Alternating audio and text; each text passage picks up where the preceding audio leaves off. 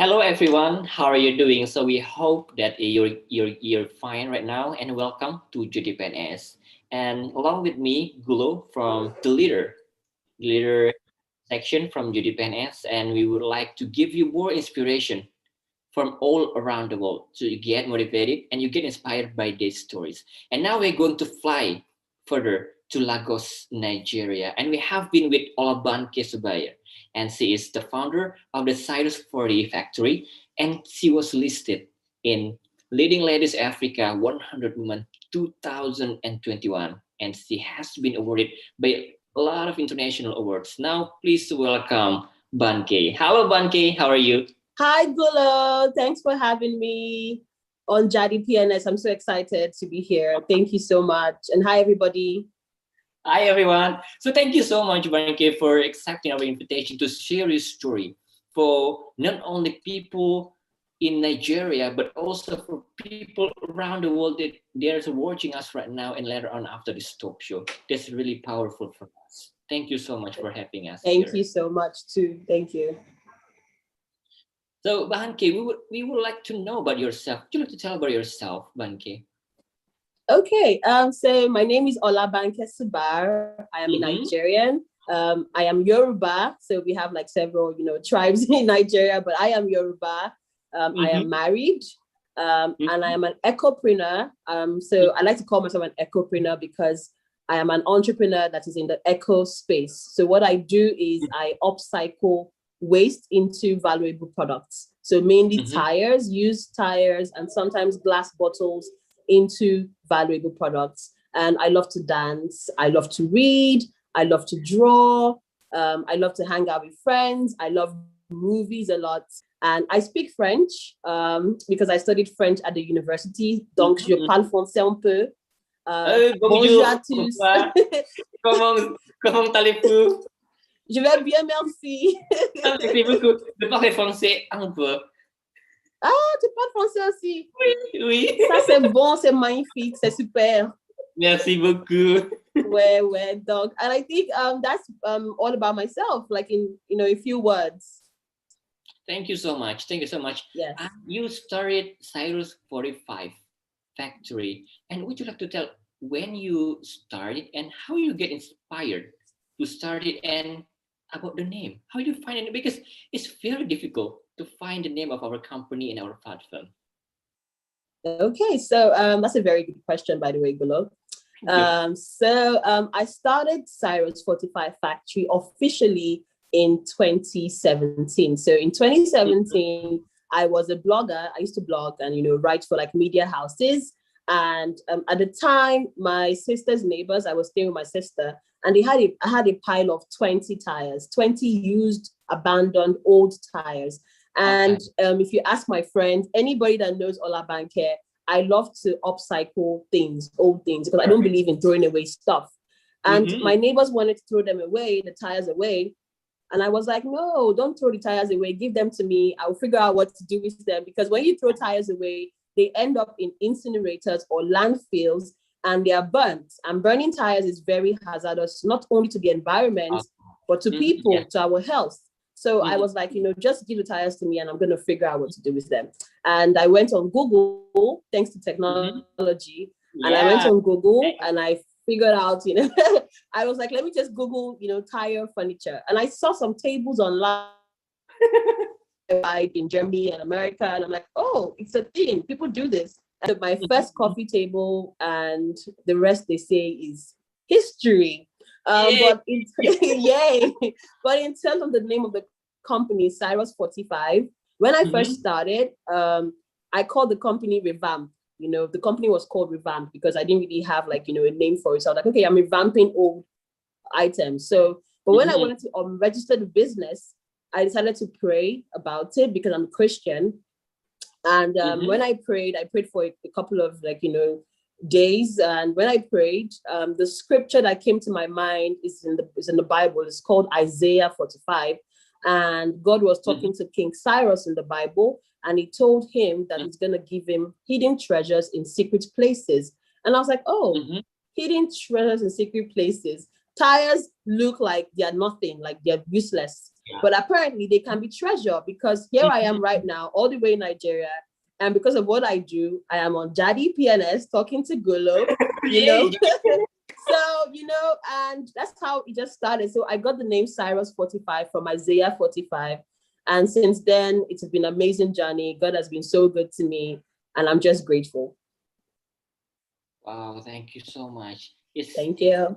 It does inspire us how you find out about, like the 20 tires is abandoned, and then you Google the thanks to the internet, thanks to the technology, and you get Yes. inspired by what have been done in the United States, Germany, and you made it into something that's useful, not only for yourself, also for your family and also the environment. Yes. So from 7 to now 2021, it's almost like 4 years. And what are the challenges that you are facing by building this CYRUS45 factory? Oh, wow. That's a very good question, Gulo. It's a very Thank good you. one. So the challenges I'm facing, I mean, I don't think anybody that is in business would say that it's an easy road. It's not, because, being a business person can be a bit difficult, because you're spearheading a new idea as an entrepreneur, you're doing a lot of things. So if I want to talk about the challenges, I could start with funding.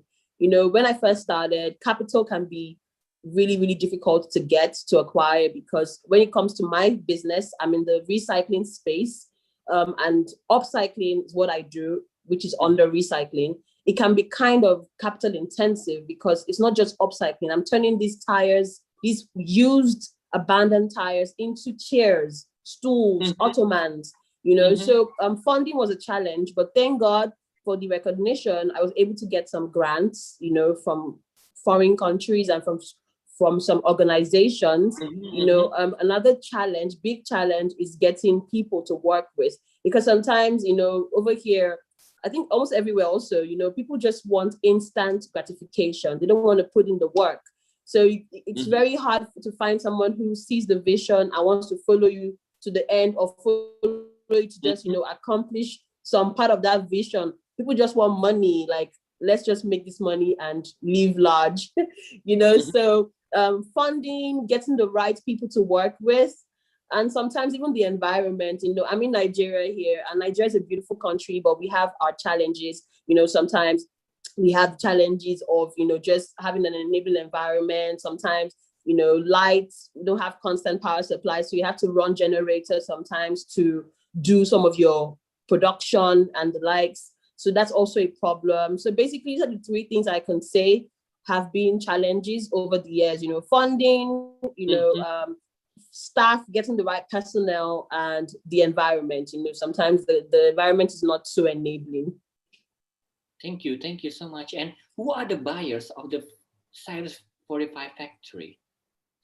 Yes, so basically we service people that are artsy, because the kind of furniture pieces that we do are not regular furniture pieces, because you won't walk into somebody's house today and see a tire furniture piece.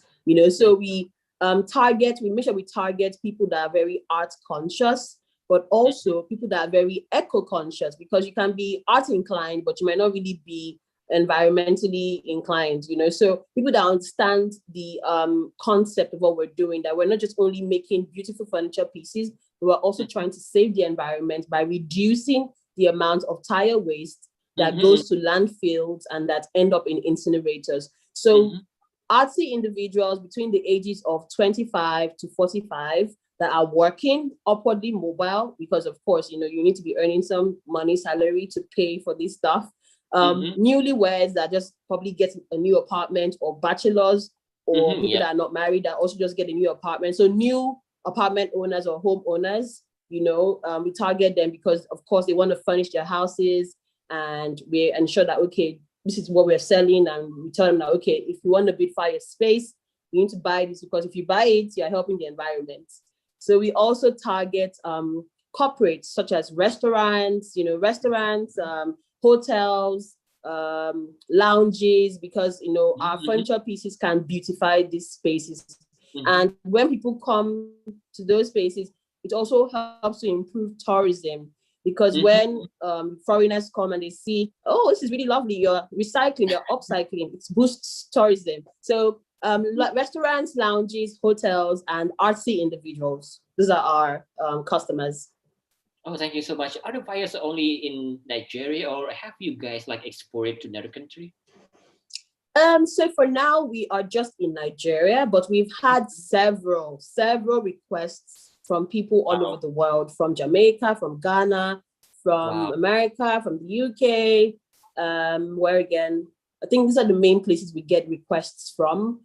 People want to buy furniture pieces, but another challenge that we have is shipping. You know, shipping fees are ridiculous. Sometimes it's times 10 of what they are paying for the furniture piece. So what's the point in buying it when the shipping fees are so ridiculous?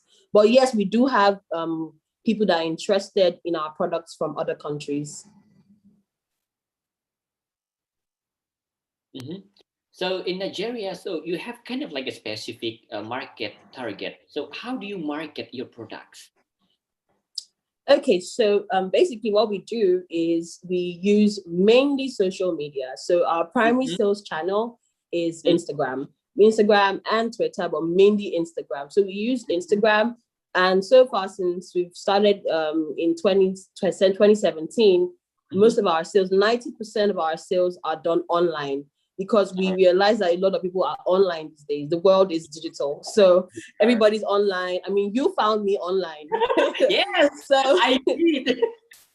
you know, so so we try to ensure that we push our products online. We also have a website that, you know, people can view our products, you know, and view what we do.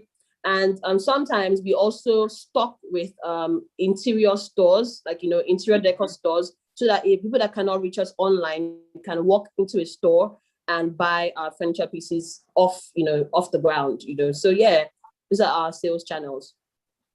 All right, thank you so much. So you call yourself like a ecopreneur and also Yes. socialpreneur. All right, why do you choose to be that kind of stuff? Social ecopreneur. Why not just entrepreneur?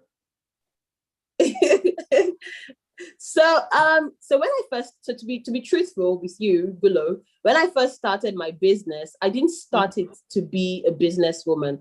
You know, I like to tell people that entrepreneurship found me. I didn't go looking for entrepreneurship because I didn't plan to be a businesswoman. You know, I'm more of an artsy person. I'm more of a creative. So I didn't plan to, like, you know, do business. But when I found myself in that space, I realized that there's so much impact I can make from what I'm doing, through what I'm doing. So I was like, okay, do you know what? I need to own this, because in as much as I'm not a business person, I'm more of an art person. I've been given this, you know, gift or this task to change the world through upcycling and recycling. And the best way to do it is to own it. So I decided to change that entrepreneur tag to ecopreneur. So when people ask me, I'm like, I'm an ecopreneur. And of course, they're interested and they're like, why? Why do you call it an ecopreneur? And I told them, because I'm in the eco-friendly space. What I do is I use tires, and I turn them to ultra modern furniture pieces. And they're like, oh, tell me more. And from there, I educate them about why they need to ensure that they don't, you know, waste their tires on the roadside and the like. So yeah, that's why. All right. So you're kind of like building, you know, like a longer perspective on people. What would you like to tell about this social equals something? And that's perfect. C'est parfait. Is it correct, my French? C'est parfait. Merci. C'est parfait. All right. So besides that, you're also a woman. And What do you say? And also you're a woman, and you're also called as a woman planner. How does it feel to be a woman planner, to be a businesswoman? I mean, it's a wonderful thing, because like I said, I mean, when I first started, I didn't really want to do business. Then again, I realized that when I started my business, I was able to make way for other women to come on board and see what I can do as a businesswoman. And apart from that, I'm in a field where is more male dominated. You hardly find women doing carpentry or furniture pieces. It's more of like a man thing, according to the society and according to the world. So it's redefining what can be and what can't be. So when people see you and they're like, oh, you make furniture pieces, or when people see me carrying tires, I'm carrying tires, and they're like, what? You're a woman and you're carrying tires. I'm like, yes, I do. Yes, I do. Oh, goodness. I do. Are you tired? All Yes, right. I do. So when people see that, it encourages women to be more than what they can be, not even all that they can be, but even more. Because and it also reinforces the statement that says that what a man can do, a woman can do better. So it's really a thing of it's an honor for me to be doing this. I don't take it lightly. I just see it like a calling, because I just tell myself that for me to be able to do this, and I've been successful so far to the glory of God, I need to be able to be serious with it, and also inspire more women to take up that mantle, believe in themselves that they can do this, they can go into business. They don't have to, see themselves as inferior or see themselves as, incapable of doing something great. They can do anything they want to do. You can be an engineer, a pilot, anything. As long as you put your mind to it, you can be anything you want to be. All right. That's great. A woman carry tires. One tire. Oh my goodness. Gulo can't imagine. I'm carrying tires. Yes, I'm carrying tires here. So anybody here want to buy my tires? All right. Okay. So you're building this company, like having been more than 4 years. And what criteria, what personality of people that you would like to hire in your company? I mean, yes. So that's a very good question. Gulo is asking the very good questions today. Thank you so much. So so for me, I really believe in people taking ownership of their roles. I have people that work with me now. I have an operations personnel. I used to have a logistics staff also. And I remember when I was interviewing them, I told them that I just don't want a yes man. I don't want someone that's going to come on board and it's going to be like a robot and you're just saying yes to everything I say. You should be able to think on your feet. You should be able to take ownership of your role. If your role is logistics, how can you bring new ideas, new strategies, new systems that will help the business grow? You don't need to wait for me because I'm the founder of the company to tell you, oh, you need to do this way. No, you need to come here and disrupt the space in a positive way. Because one thing I also call myself is I like to call myself a creative disruptor. I believe in going somewhere and making a difference in a unique way. Bring your own personal flavor to the table. Don't just come there and take everything and say, oh, because they said we should go right, we go right. No. Why don't you ask questions? Why can't we go left? What is wrong in going left? If everybody's going on a straight line, why can't we go zigzag?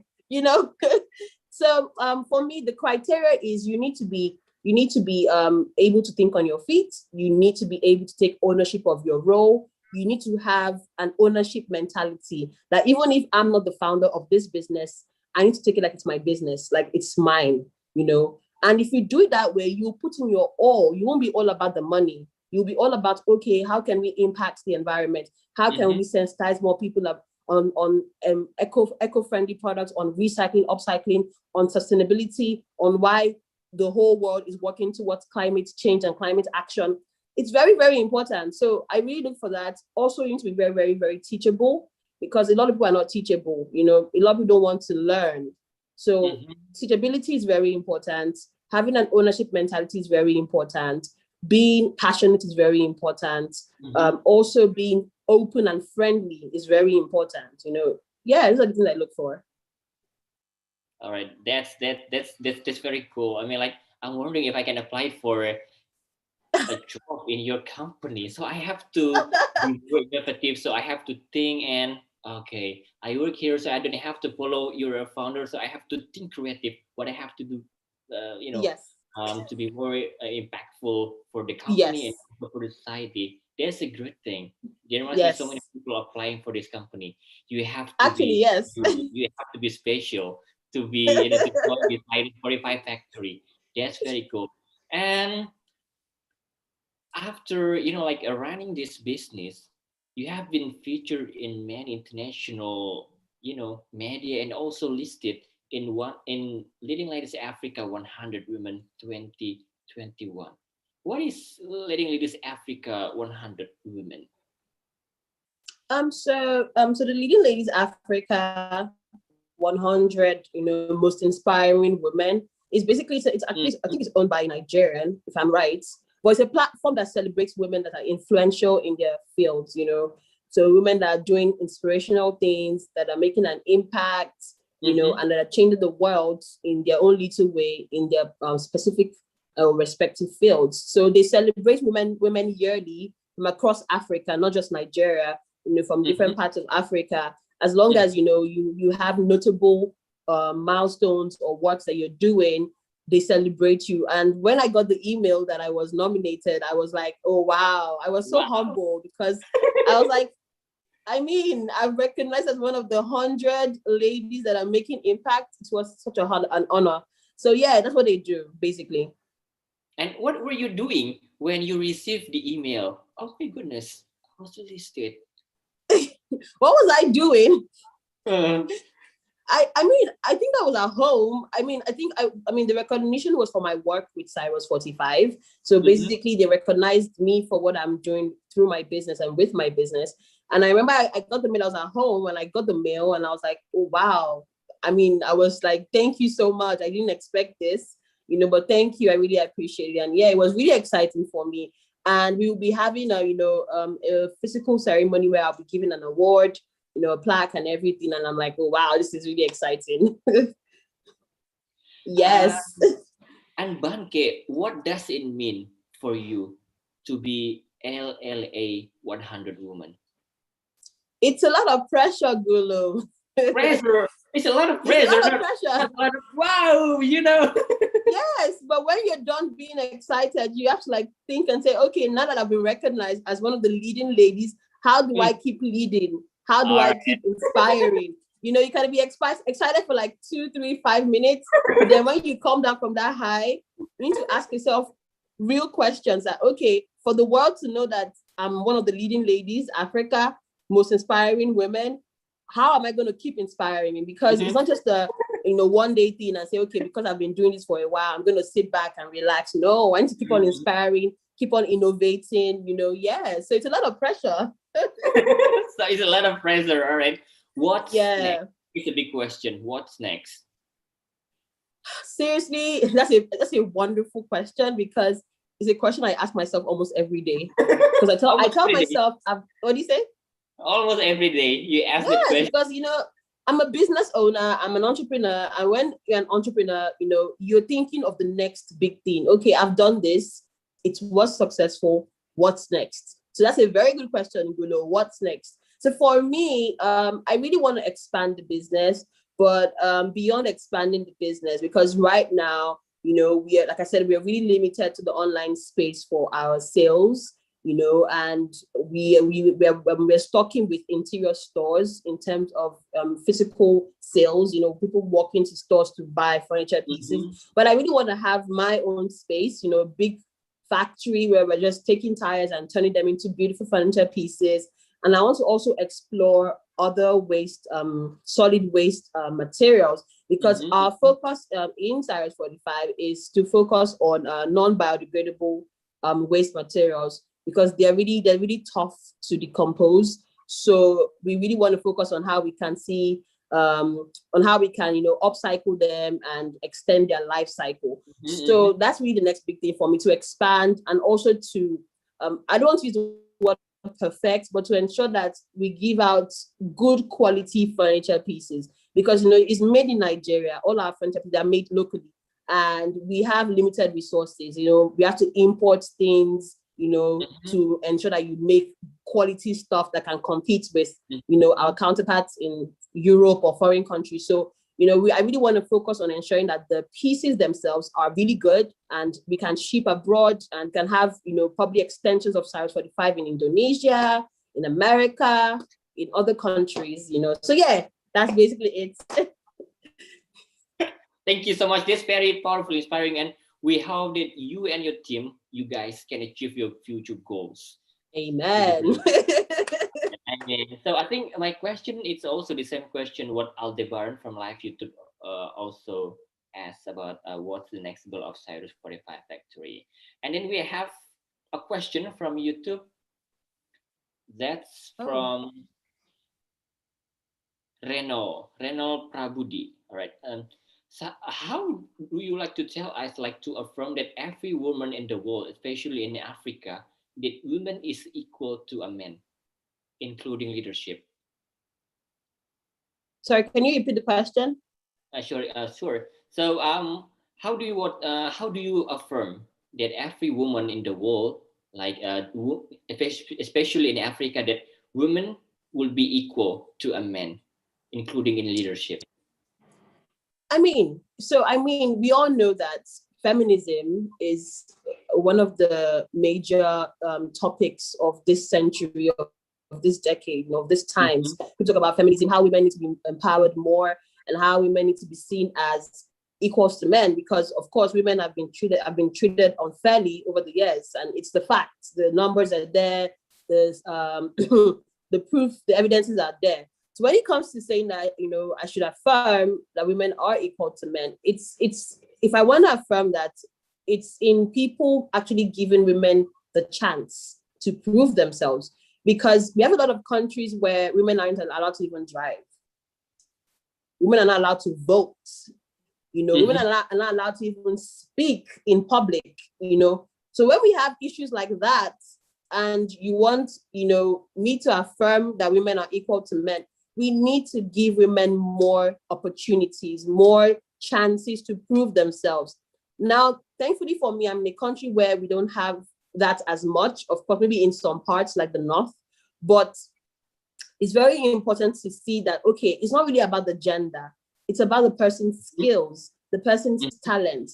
If I'm a Mm-hmm. woman and I come for an interview and there's a man beside me and I have a better score, maybe in the test that was taken or something, and you prefer to give the man because you don't think I can deliver because I'm a Mm-hmm. woman, then there's a problem. So you need to be able to give the women more opportunities for them to prove themselves. Now, when they now prove themselves or they fail, you can now say, okay, this woman didn't do this well.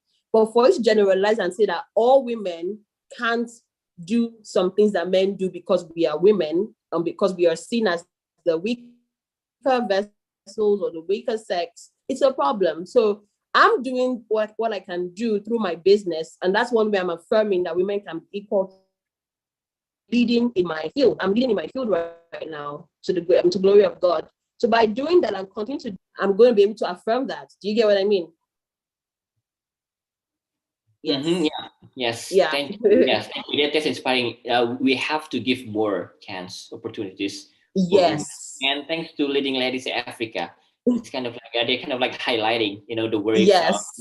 across Yes. Africa. Thank you so much, Banke, for your answer, and thank you for Reynold Prabudi for your question, and also from Thank you, Renal. Yeah. Thank you so much for your question. And then back to the international media that have highlighted Olabanke Subair from BBC and then Financial Times and then from Al Jazeera. What's on the media about yourself? Come again. The last part. What did you say? I mean, like, what's on the media about yourself? What they are highlighting about yourself? How come you be, like feature in the international media? How do you find an Olabanke Subair? Gulo. I don't know. It's God. Sincerely, like I remember the first time BBC reached out to me and they requested for an interview.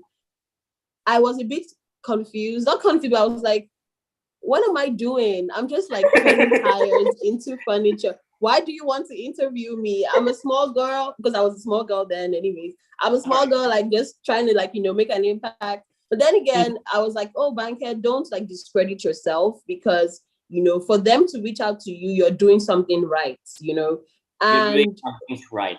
yes, for them to be able to reach out to you and say, we would love to interview you, that means you're doing something right. That means it's a kind of validation of what you're All right. doing. Like, okay, you've been doing this, you didn't really think anything of it, just thought, okay, I'm actually just helping the environment. But you're getting external validation, and not just from local media houses, but from international media houses, Wow, you know. wow, wow, So, wow. The world so when, knows Banke. The world knows Banke. yes, not everyone does not know Michael. Everyone knows. All right. Nah. So yeah, I mean, every time I get a call, like when you reach out to me, I mean, I was just like, I just take it. I mean, before now, I used to always be skeptical. I always ask questions like, God, like, what am I doing? Everybody just wants to know what I'm doing. And I'm like, I make mistakes. I'm not perfect. My business is not perfect. Like, we have a lot of mistakes we've made. But people want to just know what I'm doing and they're interested. And each time I get that call or I get an award, it just pushes me, it inspires me, it motivates me to keep doing what I'm doing. Because sometimes, to be sincere, Gulo, sometimes I want to give up. I want to throw in the towel and say, I'm not doing it anymore. I'm tired. It's so stressful. It's so hard. Then I get a call from you and you're like, oh, I want to interview you, Banke, all the way from Indonesia. And I'm like, okay, let's do this. Let's do it. All right. So, Banke, you just already said that you're like stressed and sometimes you kind of like going to give up. What motivates you to keep fighting? You, Gulo. People like you.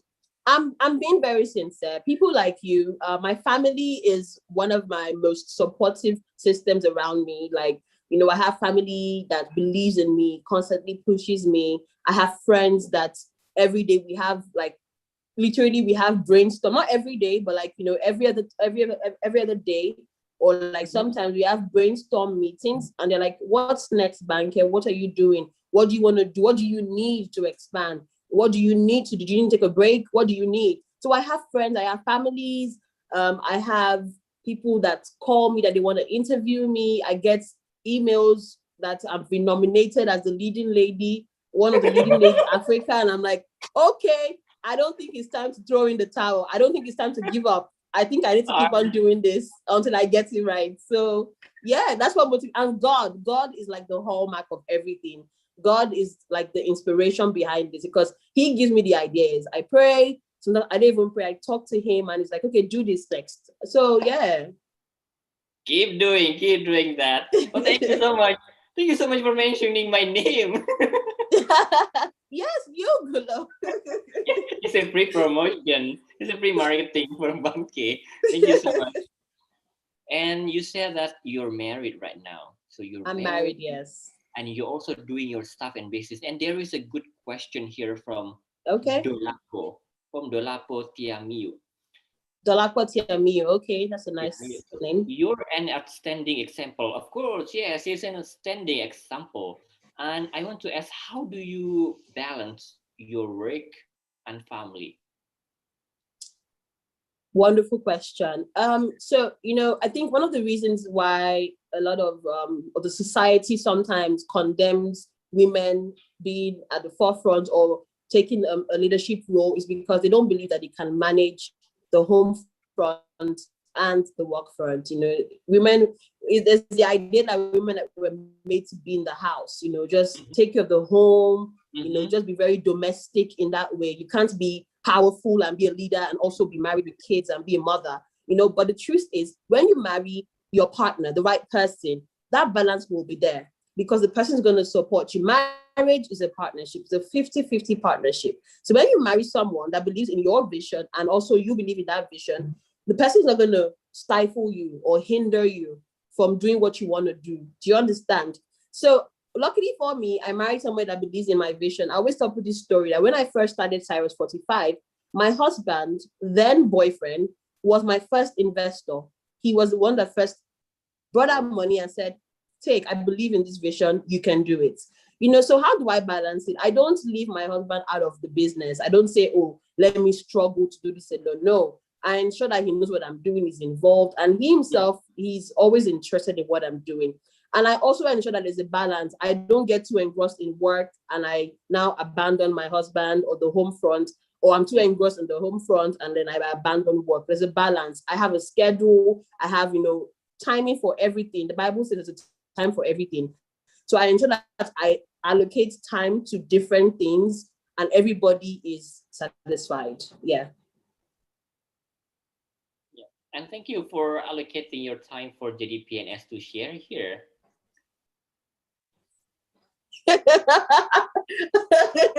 JadiPNS, yes. Thank you so much. And thank you for your husband. He's your support system Yes. and he's your investor. Yes, an investor. No, Yeah, no that's joke. great. That's very great. That's very great. And again, now the world's eyes has been on you. I mean, like you've been interviewed by the Al Jazeera and then Financial Times and the BBC. What's going on with you after all of the international recognition and media? So, Gulo, you came very prepared. By the way, you came very prepared with a lot of good questions. So, when I get, like I told you before, sometimes these interviews or recognitions serve as a reminder of the fact that I need to keep on doing more, because you want to be better than your last accomplishment. You want to do better than your last accomplishment. You don't want to just do something and be like, oh, okay, I got, let's say, 90%. So I'm going to sit back and relax when there's 100%. So how are you working towards getting 100%?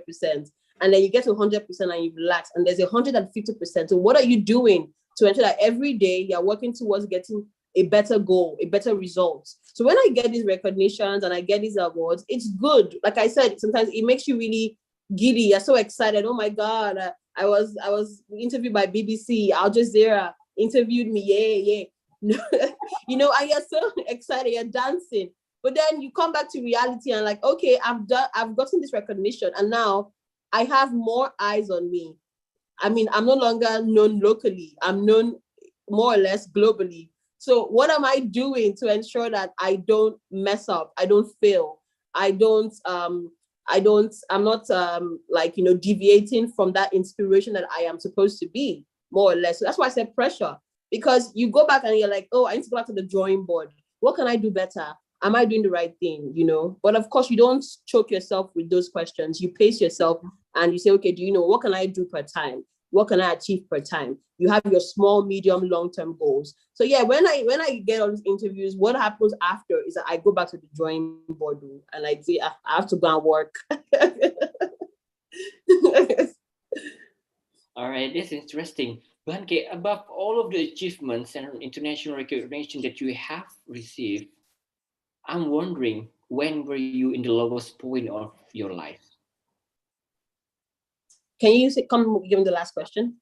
Sure. So, among all of the international achievements that you have received, when were you in the lowest point of your life? And how do you get out of that situation? Okay, so I remember there was a time when I did a job for a hub here in Lagos. We did a job for a hub. We're supposed to produce tire benches for them. And one thing led to another and it backfired. It was horrible. It was a huge flop. My carpenters didn't do the right. Lost the contract more or less. We even made a loss. Because I was really hoping to impress the client. Not only did we lose money, but my brand name was at stake. So it was a really low point for me in terms of my business, and I was not happy because I just felt like I've put in so much work to ensure that we churn out excellent product pieces. We impress people while also sensitizing them on the importance of environmental protection and the likes. And here I am making huge mistakes, losing money, losing clients, important clients. So what I did was, when I'm at the lowest points, of my life, in any respect, I always pray. I like to pray because I believe that God really listens to me and He answers prayers. So I take some time to introspect, pray. I ask God for, like, inspiration. Okay, what am I going to do next? This happened. What could I have done better? And when I'm done praying, I also reevaluate. Okay, I did this. What could I have done better? What do I need to do next? What new systems or strategies do I need to put in place to ensure that this mistake doesn't repeat itself? So, and then I also talk to my husband, of course, because it's my partner. And of course, he gives me some wise words of wisdom and, just pushes me. And yeah, these are the things I do. Oh, thank you so much. Thank you for telling when you were in the lowest point in your life. Thank you. Thank you Thank for you. sharing. And Alabanke, for all of the women in the world, what will be your message for them? So my message to every woman out there is, first of all, you are a queen. Like, you are a queen. Believe in yourself. Do not be limited to your environment, to your society's standards, or rules or traditions. Do not be limited to where you are right now, because if you have a vision and if you believe in it, you can achieve it. You just need to put in the work and believe that you can come out on top, and you will. That's my message. So now I am interviewing a queen. Yes, you are. You're interviewing a queen. Thank you, Gulo. You are. Yeah, I am. Yeah. So that's for the woman. And what will be your message for all of the young people around the world? I mean, my message to everybody who is young, and just trying to discover more about themselves and about life, because when you're young, you're passionate and you want to know more about life and yourself. You're in that phase of self-discovery. Is take your time to know yourself. Because when you're older, you might not really have that luxury of time. Age can just cramp up on you. But when you're young, make those mistakes. Make the mistakes. Do you understand? You're human. Make the mistakes. Nobody's going to come for you. Make the mistakes, learn from them, and move on. Believe in yourself also. Don't think that you're too small to achieve anything. You're too young to achieve anything. We have young people in the parliament in some countries. We have young people taking up government positions in some countries. So because you're 21, 25, 30, 18, and you think, oh, I can't achieve much, don't think that. You can achieve whatever you want to achieve, or whatever you believe in. You can. Yes, you can. Thank you so much. That's so powerful. Thank you. Thank you. And Thank you. The last question. What is Olabanke Subair's hope for the world? Gulo is coming with the powerful questions, by the way. It's for a powerful woman. That's for a queen. Thank you, Gulo. So my hope for the world, that's a very loaded question, but I believe my hope for the world is that we all come together in unity, because there's a lot of